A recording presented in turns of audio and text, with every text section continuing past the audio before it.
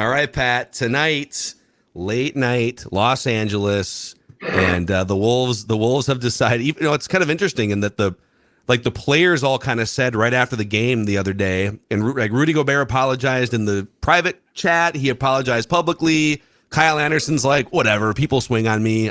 We're grown adults here. And the Timberwolves decided, despite not having Naz Reid and Karl Anthony Towns, maybe not fully ramped up from a calf injury, they're not going to travel Gobert for this game tonight. Yeah. Why? What? Why not? What's the problem? Okay, it was an embarrassing moment. Who cares? You're putting him in a situation now when after you lose by 32 tonight, when you come Friday night, he's going to get booed when he comes out of the court. You could have sent him out there. Maybe he can play 12 good minutes, and people say, Rudy's okay. Everything's fine. They're all fine. They're not punching each other. Suspending him is so juvenile, so stupid. It's unbelievable. It's the NBA. This isn't normal human behavior. It never is. The NBA, they're all crazy. So that's part of the appeal of the league. What's the purpose of suspending him? What message are we sending? We don't want our players punching each other? Okay, I think we all agree with that. But perhaps Kyle Anderson should stop calling the other guy the P word about 6 different times. I think it was the B word. It was the B word. Yeah, but then the P word came flying too. So, okay. That's. Did you guys see Draymond Green's podcast? There's a clip going around. I retweeted it today, and Draymond Green said, I got to be honest. Kyle Anderson said what a lot of us have thought for a long time. He goes, I think Rudy Gobert, I've kind of thought he's a little soft, and I actually have more respect for him now that he punched Kyle Anderson. Well, plus didn't Kevin Garnett say, a little dust up or something? Go Wolves. Or tighten it up for the playoffs. Let's if it happened in the locker room, would he be suspended if it happened in the locker room? No. It would not be suspended if it happened in the locker room, because even though these guys would have all been calling Woj and the other guy and telling them what happened, they probably would have reported it anyway. They would, if it happened in the locker room, it wouldn't have, Here's what bothers me about it the most. It's letting Jaden McDaniels off the hook. Yeah. This is the guy that people should be ridiculing. This is the moron. I heard yesterday on one of these statistical meters, he did the best job of anybody in the league guarding LeBron James. LeBron was like 3 of 15 when he guarded him. And now this stupid punk punches a wall and can't play in the game. Nobody's talking about that. All they're talking about is Gobert, a dust up on the sideline that lasted 10 seconds. So I don't see it. I don't see what the purpose is. Any other league, okay. NBA, it all goes. Anything goes. So what? I don't know. Am I wrong? Who agrees that they should have suspended him? Judd, what do you think? I have no problem with him being sat for a game when you're that stupid. But I mean, Pat's right. The McDaniels point. And then I saw that the Wolves attempted to leak out that or told their beat folks, well, he was punching a curtain. He thought it was a curtain. Wall. Like, why are we trying to absolve him? I'm with you completely. McDaniels, I mean, this is beyond stupid. Okay. They put that new entrance in this year, right? So yes, they created it, yes. That means this was game 41 at home, plus a few exhibitions. That means he's walked past there 45 years and thought it was a curtain. Okay. I wonder, sometime aren't you going to say, wonder what's behind that curtain? Before I punch it, he thought he was punching a curtain. That makes him stupider. Okay. That makes him really an idiot.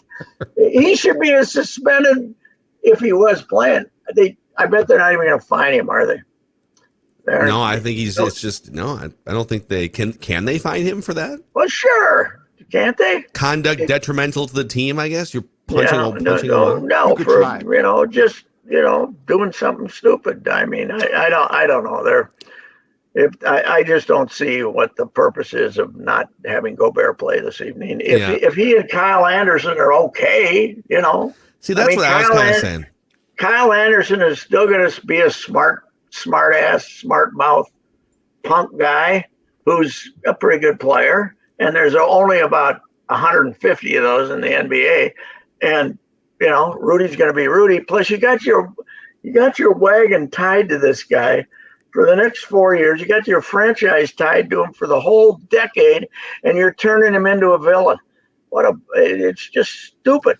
Yeah, I think like to your point about Kyle Anderson and like that he's okay with it. That was kind of my thought. So we did a post game show, our Flagrant Howls Timberwolves podcast, and by the end of the episode, my take was sort of, because we're processing it as it's happening. It's a post game show, and by the end of the episode, I said, "Here's what I would do. I would survey the room basically. If the players, if it's toxic to the point where the players are done with him right now, I'd probably not travel him to LA. If the player said, whatever, like tempers flare, it happens. Okay, I would basically let the players decide. And the players pretty quickly, Conley and Kyle Anderson and I think Anthony Edwards, like they all kind of said, yeah, that was unfortunate, but whatever. We're ready to move past it. He apologized. Okay, whatever. Yeah. And Connolly is, to me, he would be the sounding board, right? I mean, that you brought him in here to be mature, right? To be a leader, and he seems like a really sharp guy. He's not like Anderson shooting off his mouth all the time, and he's not like Rudy being sensitive. But and if Connolly's maybe Connolly's I don't think you should play him, but privately, but. I don't know. It seems like Connolly made this decision on his own just for PR. And it's, as I said, it's Minnesota. We do that in Minnesota. We got to be Minnesota. Oh, it was uncivilized behavior, so we don't condone it. Golden State, for God's sakes, Draymond. The video came out of Draymond damn near killing Jordan Poole, and they fined him a little bit, and he played. And with his history. I will say Draymond in that clip I was talking about earlier, Draymond did say, you gotta weigh your morals versus what's right for the team. He goes, sometimes someone says something to you, calls you a B word, and you feel like you gotta swing to stand up for yourself. He goes, It's not always the right thing for the team. He goes, from personal experience, he goes, in retrospect, it probably hurt the team because the vibes were weird with the Warriors, but it's so late in the season at this point because you don't have any. Karl Anthony Towns is like you're going to play Nate Knight for 20 minutes tonight. Yes. Well, they're going to lose by 25. It's going to be no contest. The Lakers are playing good. They got Anthony Davis on the court. Anthony Davis, one of the three best players in the league when he's healthy and he's interested, which is now, which doesn't happen. 40 games a year he don't play or he's not interested. But right now, he'll do anything he wants tonight. He'll get 42 if he wants. It's going to be a complete massacre. If it's not, I'll be shocked. If AD falls down tonight, here's my advice. Keep playing. Yeah. Rudy with I didn't want to stop. I didn't want, I didn't want to step over. Right. Why not? Step on his head and dunk it. Step on his ankle. That's when they should have suspended him for that, not for punching a smart-ass teammate. I don't know. They've just put him in such a horrible situation. He's got to come in Friday. He's going to get booed, when he comes on the court. And they're going to be here Friday, by the way. Make your plans. Is that going to be an 8:30 start? Probably, huh? Yeah, they haven't announced start times for Friday. Yeah. Are there two playing in games that night? Yeah, the Eastern Conference game will be. Yeah, will be about It might be 9. It might be 9. Yeah, you can't believe it. That's the great thing about. We don't have to worry about it with this collection, but the great thing about having an NBA for most of the media is being in the West. The one run they made. One of those games started at like 9:15. They were over at midnight. It's it's a little tough to cover those games, but I don't know. I think they're, it was ridiculous what we saw Sunday, and this response is so ridiculous that to me it's unbelievable. But the immediate reaction of fans is, okay, they had to suspend him. Why? It's the NBA. Why? You know, Oh, man, this what is what a franchise, man. Like it's Yeah. 34 years and you just never reach the bottom. Of great dysfunction. Just 34 never, years of It is. dysfunction you for never slogan. reach the bottom. I was thinking today, I mentioned this to Judd yesterday on the podcast, but you know that when we got our franchise back, it was Marvin Harv, you know, being old Laker fans, and their dream was to get the Lakers back, get a Laker type franchise. But what we really got back is the Pipers. We got back the Pipers, the 1968, 1969 team that had one of the greatest collection of wackos of all time, Connie Hawkins and Charlie Vaughn and Charlie Williams, and they were all crazy. Artie Heyman was a insane white guy, and that was that team. And I was telling him that team, the fight they had was when the coach was drunk the night before the All-Star game and punched the owner. he was supposed to coach the team.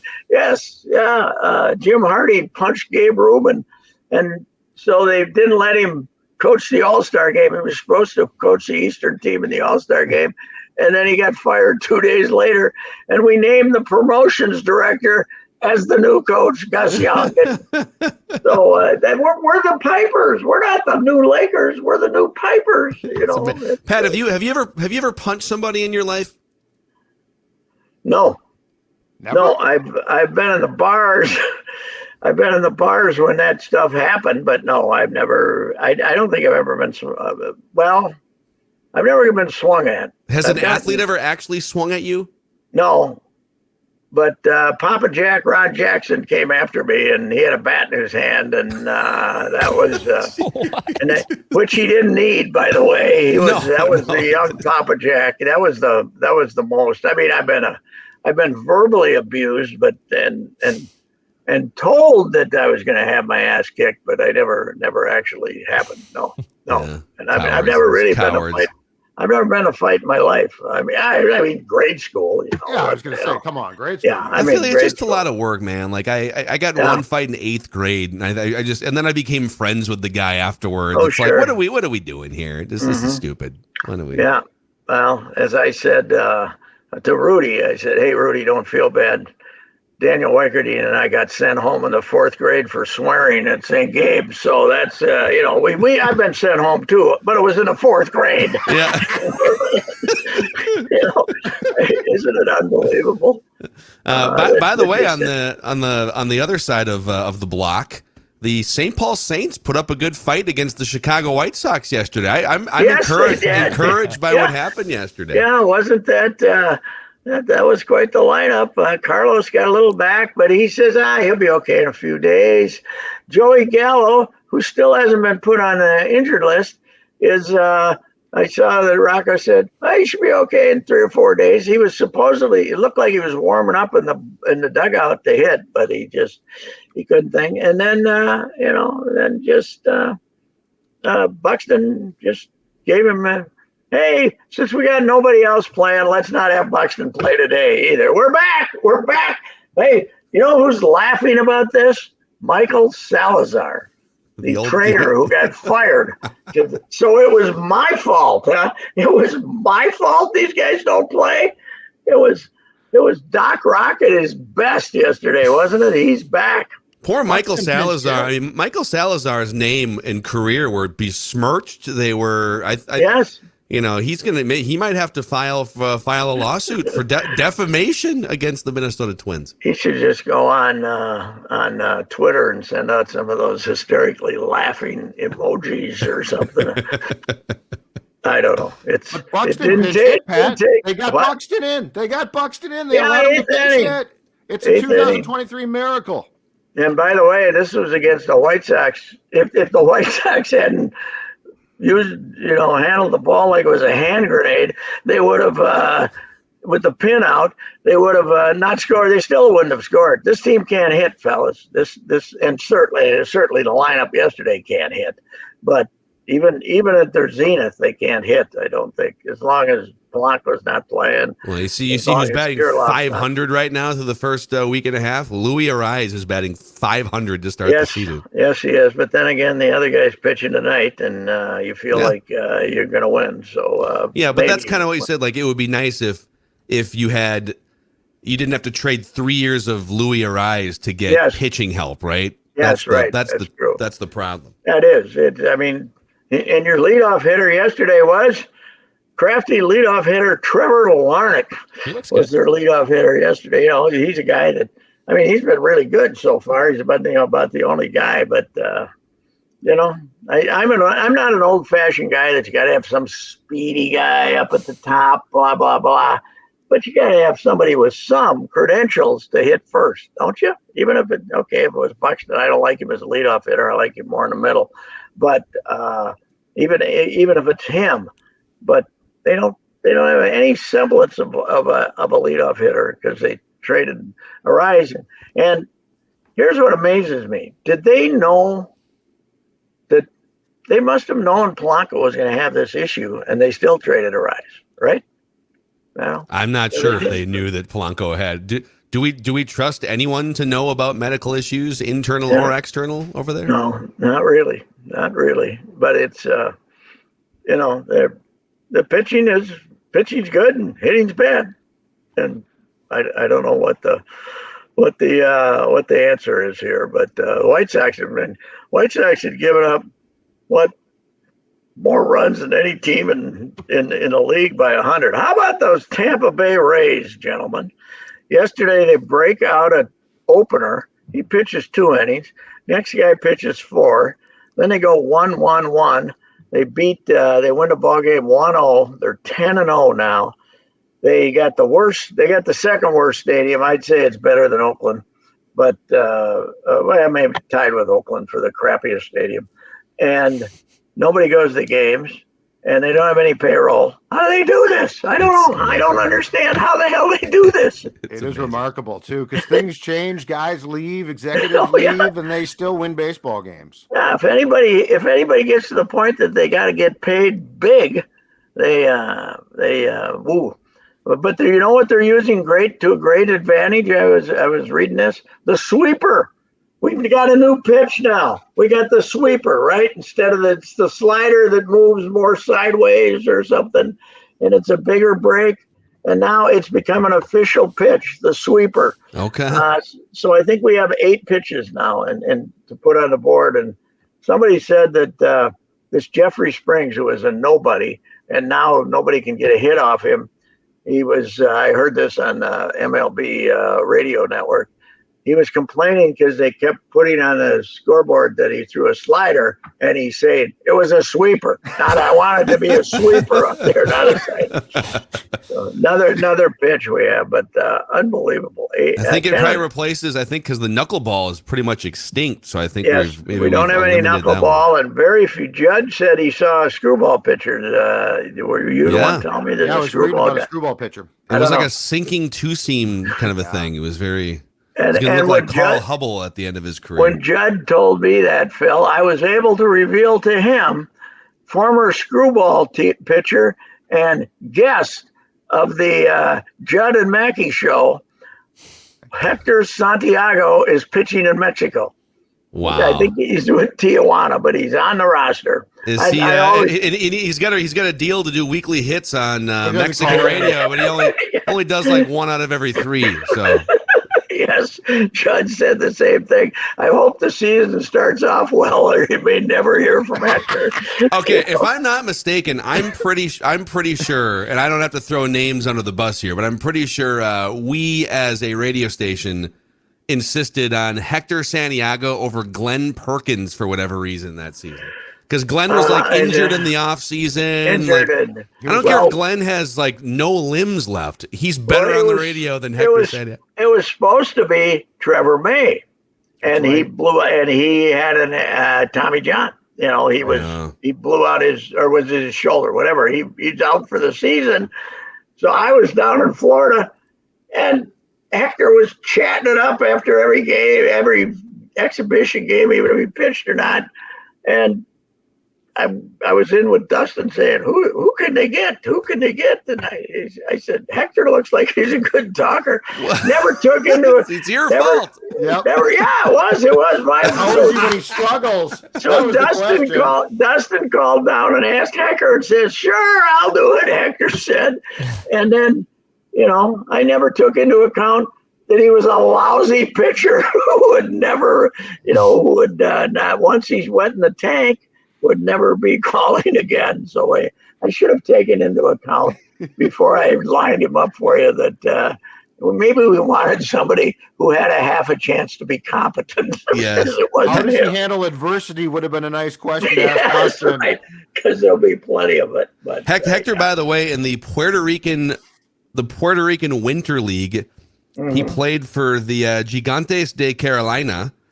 He went 5-3 in 9 starts with a 3.83 earned run average and 49 strikeouts in 47 innings. Nice little. Yeah, way to go! Nice thing. I like to look at the Mexican League rosters about this time. Now they don't start playing until the end of the month. April 21st is when they're opener. But it's always funny to.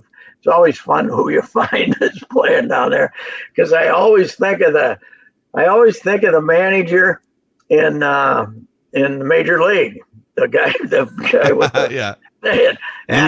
Lou Brown. Yeah. Lou Brown's, we signed him out of the Mexican League. Yeah. I always think of Lou Brown talking about the Mexican League there. So anyway, that's where Hector. Well, enjoy watching Lakers and Timberwolves tonight, Patrick. And what time are we kicking off? 8:45. I think it's listed as a 9 o'clock tip, but the first game's probably running 9, long. 10. So yeah. Well, Slow-Mo getting a pass on this for not having any involvement, and I don't know. To me, it's silly, but I'm sure it's a very Minnesota thing to suspend the guy, but for no purpose. But okay, feel better about the Timberwolves. We wouldn't expect the Timberwolves to do anything right, so what the hell, Yep. All right. All right. See you, Pat. There he is, Royce Unchained here on Score North.